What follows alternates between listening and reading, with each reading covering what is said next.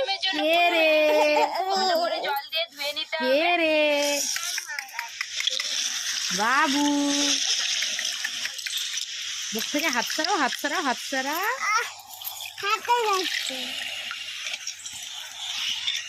সরা।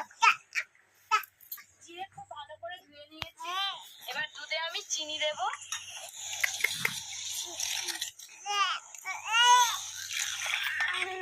কি বলছো? চিড়ের আইসক্রিমের জন্য আমি কিন্তু চাল চিড়ে নিয়েছি। চাল চিড়ে মানে একটু সরু সরু হয়, একটু ছোট হয়। চাল চিড়ে দিয়ে কি চিড়ের বলছো?